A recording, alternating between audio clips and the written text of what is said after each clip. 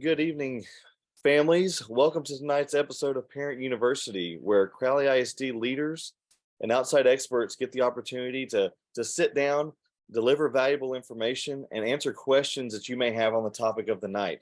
My name is Jamie Handy. I'm the Director of Communications and Marketing for the district, and I'm going to be kind of leading, kind of handing this off, but kind of starting us off tonight in our discussion. In the fall for Parent University, we discussed areas around important issues such as substance abuse, bullying, and really just talking about the adolescent mind as a whole. And tonight we have our third episode in a four-part financial literacy series called Money Talks. Now, as we move through the night, if this is your first time with us, feel free to drop your questions in the Q&A section, and we'll do our best to answer them for you as we move along. Uh, Last month, our discussion centered around preparing your child for budgeting in the world of credit. But tonight, leading our discussion is Mr. Dan Sheeks, author of the book First to a Million, A Teenager's Guide to Achieving Early Financial Freedom. The book introduces teenagers to the strategies, concepts, and the mindsets needed to achieve early financial freedom. Mr. Sheeks, as you can see there, is a high school business and marketing teacher, a real estate investor, and a personal finance advocate in Denver, Colorado. He and his wife have a variety of real estate investments, and in 2019, he started an online community called Sheeks to help young people learn money management skills. Mr. Sheeks, how are you, sir? I'm doing well. I'm doing well, Jamie. How are you? I'm good. It's good to see you, and excited to hear what you have for our families tonight. So feel free to take it away, and if you have any questions or anything, I'll be right here to listening along and taking notes for me and my family. So the floor is yours. Feel free to take it from here. All right. I appreciate it. Thanks. I'm going to close my blind real quick. Sorry.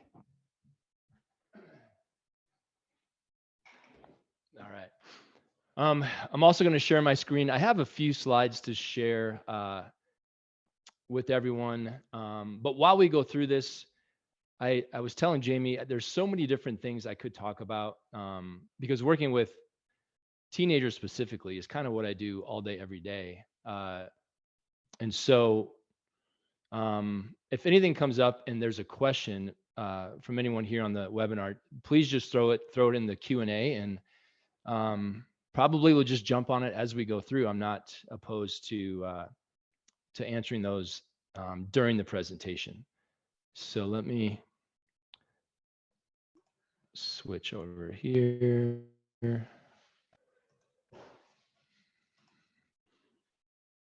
And Jamie, just so you know, I cannot see the Q&A. So if there's something in there, just let me know, okay? Sure, no problem. I'll keep my eye on it, and I'll stop you if I see anything come through. Awesome. All right, so hopefully you're seeing the first slide of my slide deck, raising a financially literate future generation. And I'll just start off talking a little bit about me and kind of who I am and my background. So I have been a public high school teacher for actually 20 years now. I teach business classes, and I'm based in Denver, Colorado. I teach classes like personal finance, entrepreneurship, and marketing. Those are the main types of classes that I teach. I'm also an author. I did write a book called First to a Million, A Teenager's Guide to Achieving Early Financial Independence. There's a workbook that goes with that as well. I am a real estate investor, and I did start an online community called Sheeks Freaks, which is specifically for Gen Z. And the community is really 15 to 25, but it's Gen Z members who are highly motivated and interested in their financial future, and this concept that we call early financial independence or early financial freedom, which I'll just kind of define that real quick because it's not too complicated. Early financial freedom or early financial independence is the idea that somebody can do some things differently with their money, especially when they're younger. The earlier, the better. They can just make some different choices around how they budget, how much they save, how much they invest. And as a result of those different strategies, they can reach a place where they are ready for quote unquote retirement, which is the same as financial independence, before age 65. So maybe 55, 45, or even earlier. Working till you're 65 is the norm, and there's nothing wrong with that. But it's just simple math. If people save and invest more starting at an early age, they can get to that point before 65, which can free up decades of time. So that's what early financial independence is. That's kind of the niche that I spend most of my time in. Although when I teach personal finance in the classroom, I am obviously going over all of the basic personal finance information as well, which is super important. You have to have that foundation before you get into the higher level early financial independence stuff. So today or tonight, we're going to be talking about two main categories. And by the way, I think this presentation will last about roughly half an hour, just to kind of give you a time frame. So first, I'm going to discuss just a few strategies that you as parents can use to help motivate your Gen Zers, your kids, to learn about early financial independence. And it says early financial independence, but honestly, um, the stuff I'm going to talk about today is really important and valuable for any and everybody around their personal finance and their financial literacy. Even if, whether they're going to work till they're 65 or whether they would like to get to financial freedom earlier, all of these things I'm talking about today are useful tools. And then second, we'll talk about strategies that Gen Z should be using now to pursue early financial independence, or even just to have a bright financial future. So first of all, strategies that we can use to help motivate Gen Z to learn about just money, really, or early financial independence. And pro tip, you can't make, at least this is what I found, you can't make a teenager want to do anything. It's that old lead a horse to water um, proverb or whatever that might be, that saying. And teenagers are not any different. As you know, if you are a parent of a teenager, you can't really make them do anything. You can incentivize, you can motivate, and you can pique their interest, which we'll talk about. But at the end of the day, either they're ready to take action and spend time learning about their financial future, or they're not quite there. But what helps me sleep at night, because in my classrooms I run into this all the time, some students are very engaged and they want to learn now, and some students aren't so much. And I do things to help incentivize and motivate them. But if they're still not just engaged, I know that I'm planting a seed of financial knowledge that may blossom later in life, maybe 5, 10, 15 years down the road. So the things that we can do as parents and teachers to inform our youth about personal finance and financial literacy, even if they're not soaking it in and taking action today, it is still very much a good idea and worth doing. So number one, I talk to a lot of parents about how to get teens involved with their financial future, and by far the best thing you can do and the easiest thing you can do, I think, is to just talk about money in your household. Make it an open conversation. Don't make it a taboo topic that in your household you never talk about. In our country, money, especially when you talk about things like income and expenses and debt, those are things that are typically kept secret. And maybe there's some, maybe that's not a bad idea, but in your household, if you have a teenager and they're old enough and mature enough to know that what you talk about in your household should stay there, and that age of maturity varies per individual. You should start, and you should definitely be talking about money. So that can happen at the dinner table, driving to and from wherever, a sports practice, grandma, grandpa's house, vacation, when you're out walking the dog, making breakfast on a Saturday morning, browsing the grocery store aisles, just about anywhere. If you can get that teen to put down their phone for a minute, or maybe it ran out of juice and it's dead and you're driving, and have these conversations about money. So in addition to asking your child about how their day at school was or how their best friend is doing, talk about things, and it doesn't have to be this specific, but your index fund performance. In other words, your investments. Maybe you have some rental properties, or even just your own paycheck in your own. Every household is a small business in that there's money coming in and there's money going out. There's income and expenses. So even if you just talk about the small business that is your household and how you manage the finances of that household, that is going to be much more information than your normal, typical teenager would get from their parents, unfortunately.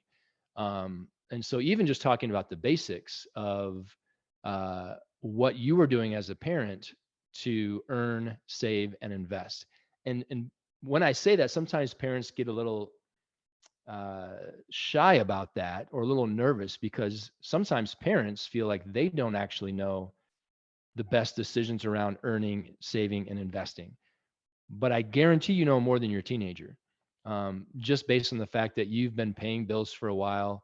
You do manage a household, and you hopefully keep track at least a little bit of the money coming in and out of your accounts. So what you do know, you can teach, and you should.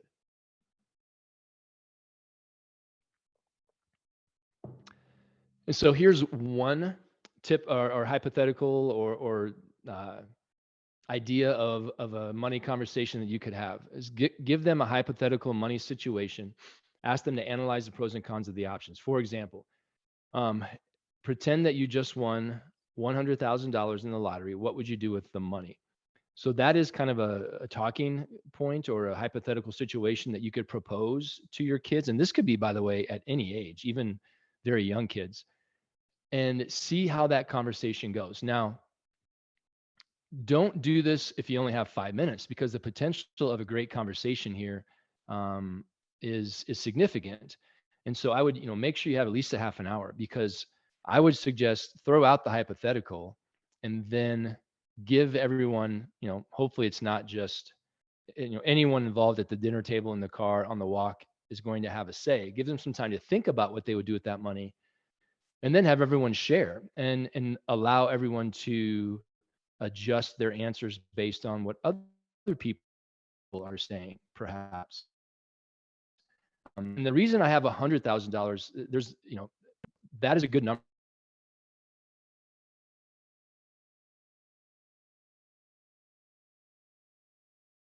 $1,000, say, and if it's too much, like 10 million, a little bit,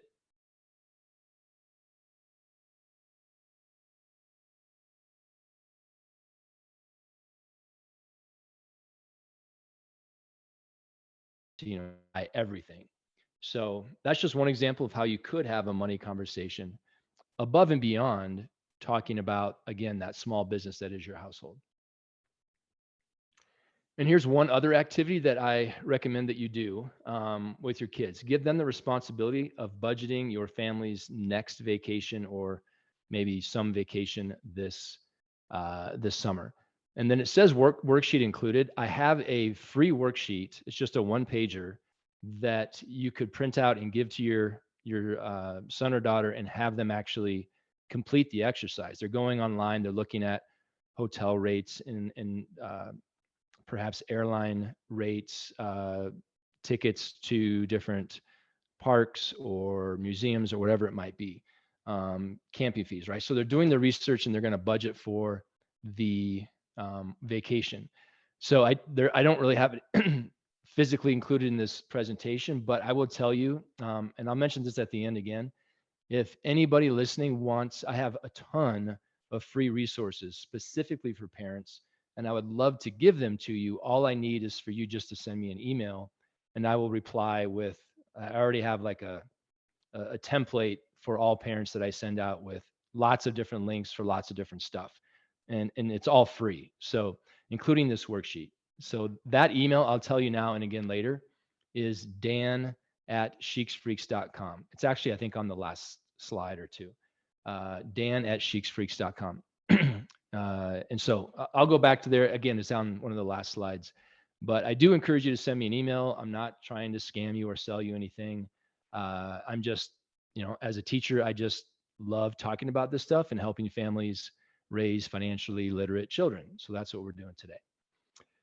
So if you do email me and I send you this free worksheet to help them budget for a vacation, they're going to be thinking about all these different things as it pertains to whatever that vacation might be. All right. And then this is the last strategy for the first half, which I'm going to go through pretty quickly because it is pretty high level. This is a strategy that I would say would probably only be used for maybe a junior or senior in high school. So if you have a younger kid, again, email me. I will send you a quick guide, a free quick guide with all the details for this strategy. But this is kind of like the capstone of their financial education with you at home. This is kind of the end of the road. I wouldn't employ this with, say, a 10-year-old or even a 15-year-old. It would be someone, a young person who's already been taught a lot about personal finance. But in this strategy, you would give them full responsibility for their money and their expenses. Almost, you are still the parent, you are still overseeing them. And so what it looks like, it's a plan that is completely adjustable and customizable. First, as a parent, you're going to track how much you spend on your child per month, including annual costs like maybe a summer camp. And you're going to add all of those costs up and divide by 12 so that you have a fairly accurate idea of how much you spend on your child per month over the course of a year on average. And then again, only start when they're ready. And then you sit them down and you say, from now on, you are going to be paying for all your lodging. You will be paying for, I'm sorry, when it says you, it means the parent. The parent will pay for their lodging.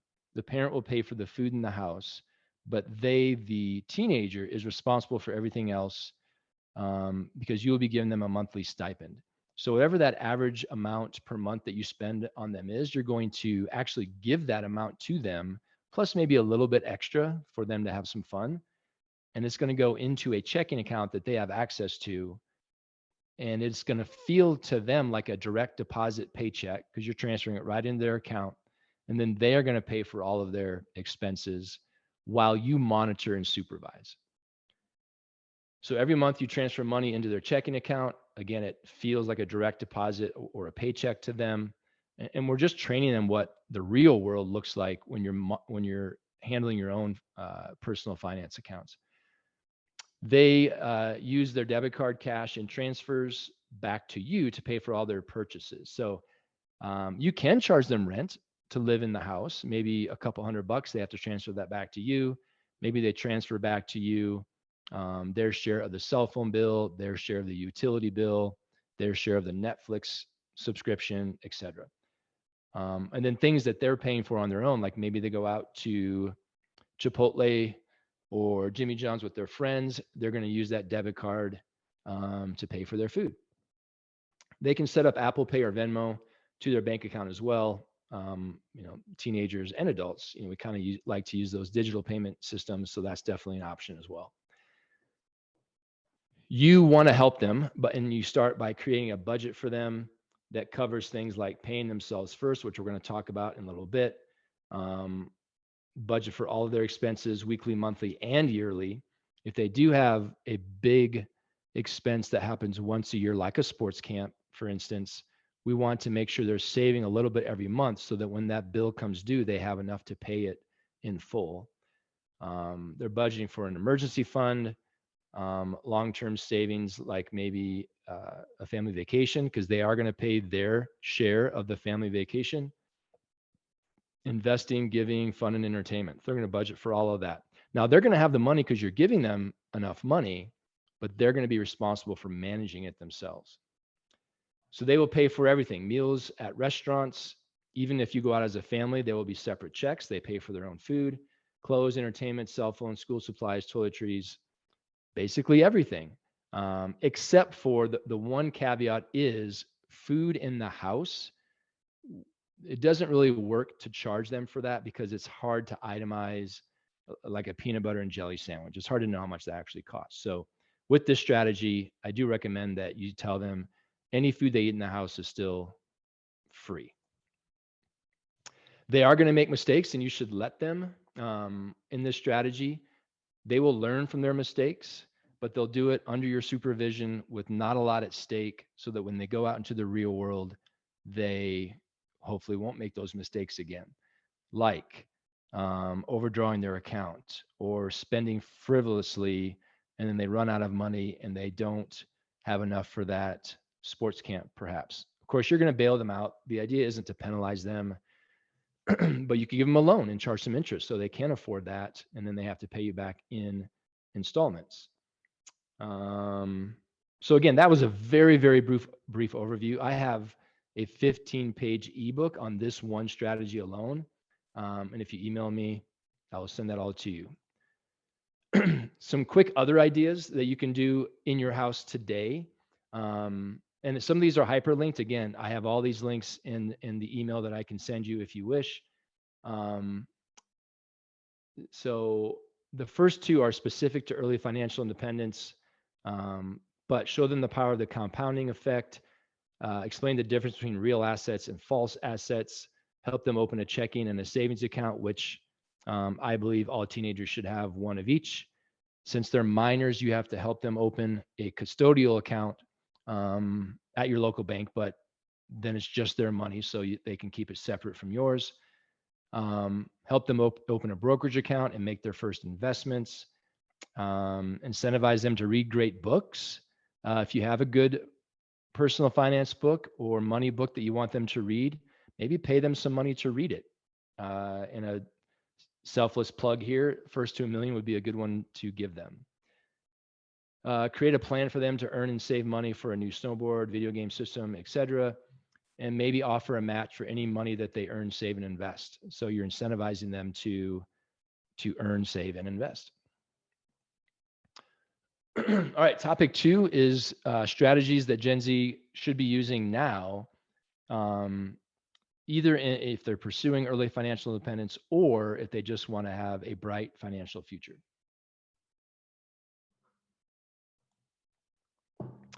Pay yourself first.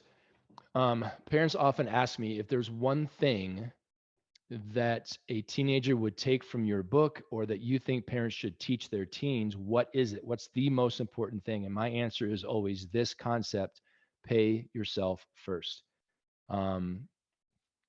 So most people, when they get money like a paycheck, they do this. Number one, in this order: one, they pay for their necessities, their rent, their mortgage, their food, their clothing, a car payment, perhaps, things that have to be paid. Then 2, they buy their wants, things that aren't necessary but are fun, perhaps. And then 3, if there's any money left over, they save it and potentially invest it. But that is not the way we should handle our money. What we should be doing is, first of all, save a predetermined percent of that income. That is the pay yourself first piece, the number 1. So paying yourself first means right off the bat, you're paying your future self a bill. Basically, your future self is getting paid a certain percentage of whatever money comes in. That percentage is, you can encourage your teens to set it however they want. I would say at a minimum 10%, all the way up to maybe 50%. So every paycheck they get, every allowance, every gift from grandma for their birthday, any other money coming in, right off the top, first thing, X percentage, let's just say 25%, goes into a savings account for a future investment for their future self. Then, with what money's left over, they pay for their necessities. Then, if there is anything left, they pay for their wants. And we want there to be something left, a little bit, so that they can still have some fun and go out to eat with their friends every once in a while. Quickly about credit cards. I get this question a lot from parents. Should my teenager have a credit card? Should I add them as an authorized user if they're under 18? And what are my thoughts on that? So I absolutely think we should be teaching our teenagers about credit cards and how to use them responsibly. And once we've taught them that, I absolutely think that we should be adding them as an authorized user on a credit card, and perhaps even giving them some freedom to use that credit card and learn their lessons now before they leave your household. But what you can do is go over your credit card statements line by line with them, so they understand what a credit card statement looks like and how interest is charged and the due date. etc., the pros and cons of credit card, and this is when we say how to use your credit card responsibly, it really comes down to this: pay on time in full every month. That's it. That's how you use your credit card responsibly. Pay in time, pay on time in full every month. That also means that you're not charging money on the credit card that you don't have the money to pay off, because in order to pay it off in full, you do need to have that cash in your account.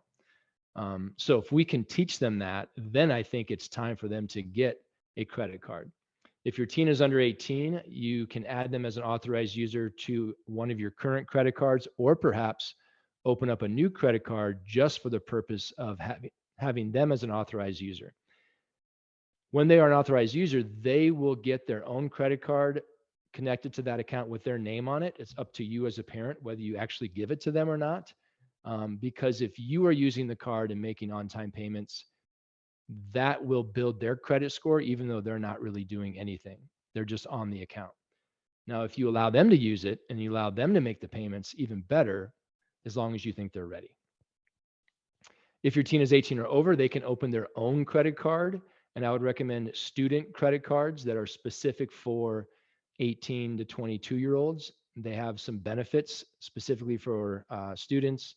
And these two websites, Wallet Hub and NerdWallet, if you go to either one of those websites, they are third party and they review student cards on an ongoing basis. The best student credit cards change over time because the banks offer different things at different times. So you can get an up-to-date list on either of those two websites about what are currently the best student credit cards if your child is 18. Some other ideas that kids can be doing right now: reading my book and workbook. I wrote it just for teens, and it goes way in depth about all kinds of different strategies. It's a 29 chapter book. The chapters are short, but it covers a lot of topics. I would absolutely have them start tracking their income and expenses using a free app like mint.com or You Need a Budget. There's a lot of them out there. Tracking income and expenses is really easy and actually kind of fun. So get them started doing that now.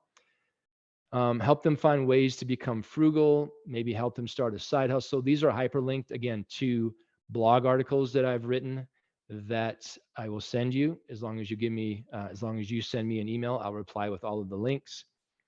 Help them sell something they no longer need on Facebook Marketplace, for instance. Create goal-oriented social media accounts. Interview or shadow someone who is where they want to be.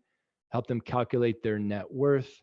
Join a mastermind or a meetup group, and create their own emergency fund with 3 to 6 months of their expenses in that emergency fund. And that's it. I do have a couple slides after this, but this is the one that has my email on it.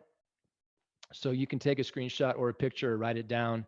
Again, if you send me an email, dan@sheeksfreaks.com, I will reply to you in the next couple days with tons of links for all kinds of free stuff specifically for parents. And I'll include some links in there for your teenager as well. If they're motivated, I'll include a lot of stuff in there as well. When I send you that email, I will also have a link to the Sheeks Freaks website, and they can join the online community if they wish. Yep. And then here are some blog articles I've written for parents. These will all be linked in the email I send you. And then I have tons of articles I've written specifically for teens. This is just a sampling, and they're basically all on one website that I will send a link to in the email that I send you. So I'm going to go back to this slide, and that was a lot and really quick. Like I said, there's so many things I could talk about with parents. But I think we just transfer over to Q&A, and I'm happy to answer any questions. And Jamie, if you could read any questions to me, that would be appreciated. Yeah, absolutely. Thank you so much. That was great information.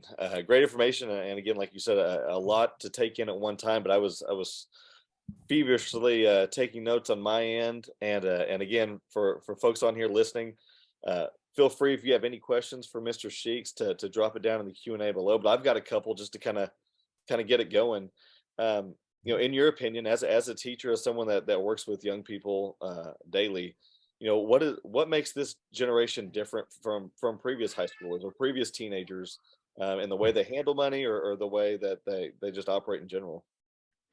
That's a great question. So I've been in the classroom as a teacher for 20 years. So um, I've seen a lot of change. I mean, when I started teaching, I feel like cell phones, they weren't really that much of it. They were around, but it wasn't, and now everything's different. So I would say today's high schoolers, right? So students who are currently that 15 to 18 and younger, some pros are that generation, um, that's kind of in high school right now. Uh, they are extremely adept at navigating technology, but also, I don't think we give them enough credit for. They are also very skilled at filtering all the information that's out there, and I think identifying the good from the bad.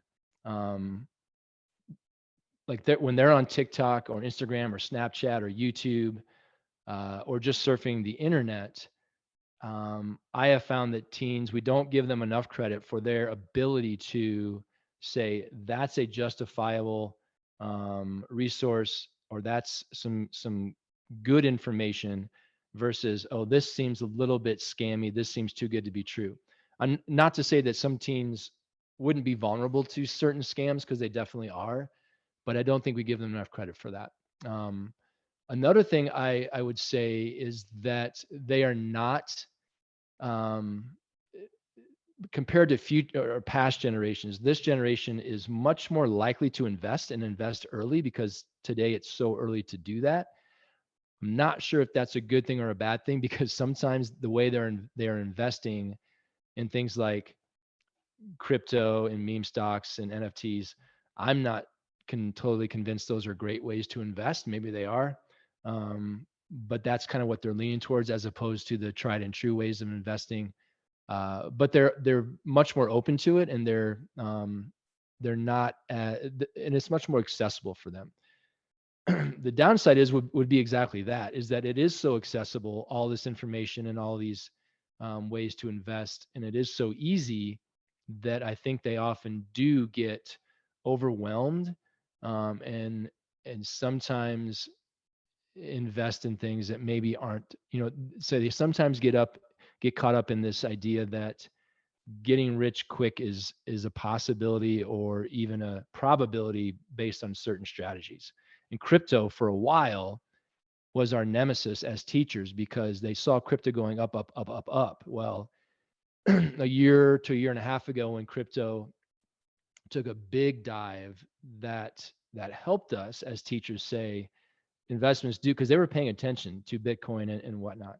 So it helped us teachers say, well, look, that was going up and everyone thought it was great, but now it's way down and people have lost tons of money, and it might go back up again, but it's so volatile that it'll probably go back down again. And so teaching them that, what makes an investment a good one, can sometimes be a little tricky, because there's so many options for them out there. I'm not sure if that answered the question too much, but overall, I think they are a savvy generation who's going to do very well.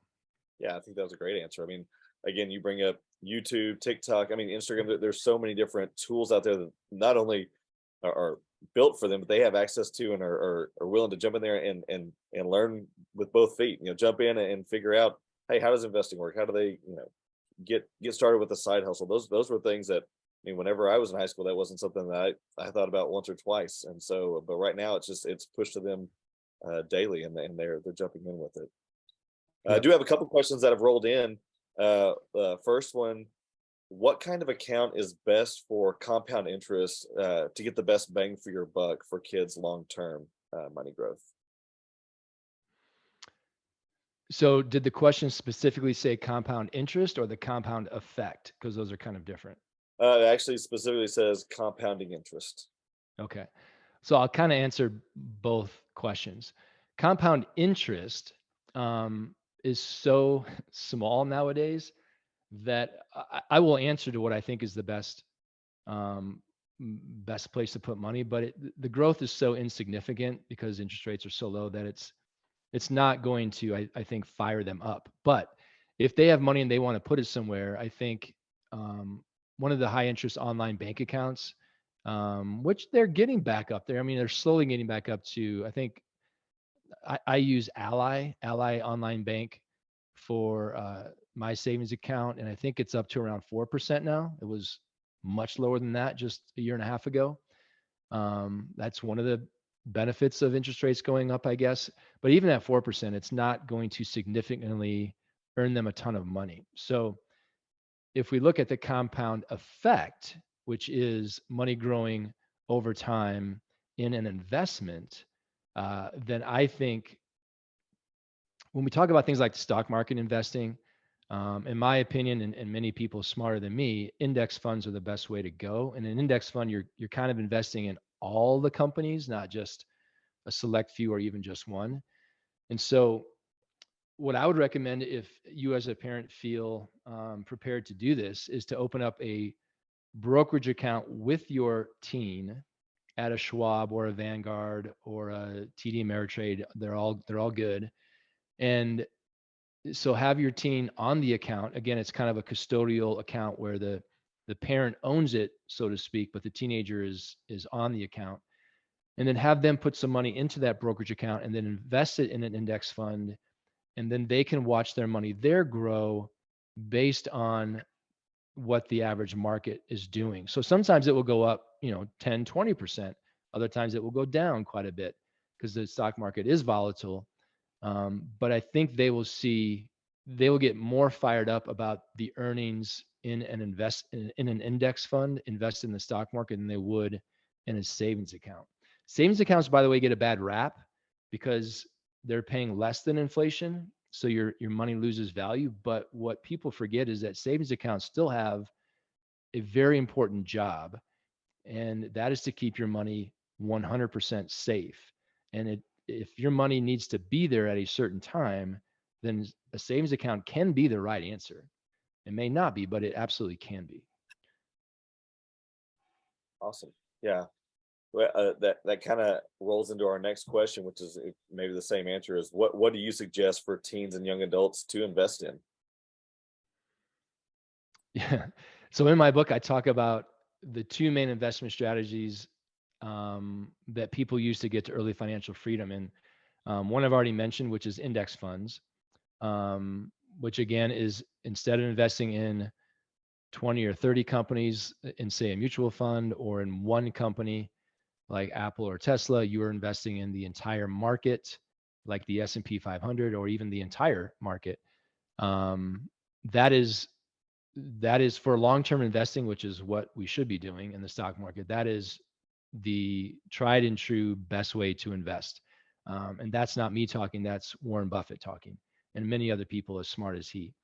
So that's what I would suggest. What I do suggest in my classes when I teach, I suggest if you are going to invest in the stock market, and you should, it's a great place to invest, then you need to invest in index funds. But teenagers like to experiment sometimes. And so I say, if you want to invest in Apple or Tesla or Amazon or whatever favorite company, I'm not saying not to, just don't invest money that you wouldn't be okay losing. And eventually you will find by investing in individual stocks, and God forbid if they're day trading, which is even worse, you will find out that the index fund is going to beat you. And so the quicker you can get to the index fund strategy, the better. But I'm not going to tell you, if you need to learn the hard way, then you need to learn the hard way. The other way that I suggest they invest is real estate. Real estate obviously is a little bit more complicated. There is one strategy that young people can use very effectively to invest in real estate, and it is called house hacking. I write about it in my book a little bit. In my workbook, I go more into it. But I have young people in my community, young being 22, 21, 20, 19, even 18 years old, who are investing in real estate using the house hacking strategy, and they are doing very well. Awesome. Great. Um, so let's say there are parents out there that aren't quite ready to dump just a huge amount into an account for their child to start paying for all their expenses and things like that. what can this process look like, and at a little bit more slower pace, or for you, if they want to start a little bit slower or at a base level, what can that look like? That's a great question, and you bring up a good point. Yeah, so that strategy I very briefly covered in my presentation, I call it the ultimate teen money hack for parents. And so if a parent emails me, I'll send them the quick guide to that for free. But if your child is either a little too young for that or not advanced enough to handle all of their expenses, then you can absolutely kind of ease into that strategy. So instead of making them responsible for everything, you could even go as simple as, you're going to pay me rent, and that rent is going to be $200 a month. So I'm going to transfer $200 a month to you, to your account. You even might say, I'm going to transfer you 6 months worth. So that would be $1,200 into your account on, let's just say, January 1st. Your job, teenager, is to transfer money back to me, $200 per month by the first of the month, for your on-time rent payment. And if they miss it, tack on a $10 fee, and now they have to pay you $210 for that month. So they kind of get into the groove of paying on time and remembering, and they can set reminders in their phone or however they want to remember, but we're getting them into the habit of paying bills on time and remembering that bills are due every month. And then you can slowly add on to that with, maybe a certain amount for their food for the week. They can spend it as they wish. If they spend it all in one place, on one meal, then for the rest of the week, they have to just eat at home or take lunch to school. They'll quickly learn to spread it out and not spend it all at once. So you can ease into that. I think I listed 10 or 15 expenses that they would be responsible for. You can start with one or two or three. Gotcha. Just a reminder, folks, we got a couple minutes left. If you have any questions for Mr. Sheeks, feel free to drop them down in the Q&A section below. One subject that we didn't really get a chance to touch on, but I know you discussed it, you teach it and things like that, is this idea of entrepreneurship. It's definitely a big topic among high school students nowadays. Content creator world, all these different ways they can kind of start their own thing. Talk a little bit about what you see day in and day out in terms of entrepreneurship, maybe some pitfalls or maybe some opportunities that students could look forward to, and just what you think there when it comes to this idea for our young people to start their own thing. Yeah, it's a great point. Again, something I could talk about for a long time, but I'll try to keep a concise answer. So I absolutely think we should be teaching our young students and kids about entrepreneurship and the mindset that goes with that. Not all, as we know, not all teens are going to be, you know, really excited about starting a little side hustle. Um, but there's usually something that they have an interest or a passion for that could be turned into some kind of a money making. And it doesn't have to make a lot of money. If it does, great. But it's just about the idea of getting them to organize their thoughts, get a plan in place, take action on that plan, and perhaps earn a little bit of extra money. So it could be as simple as walking dogs, babysitting. Obviously, is an old school way of teenagers to make money. Mowing lawns, cleaning up trash, cleaning up a neighbor's yard.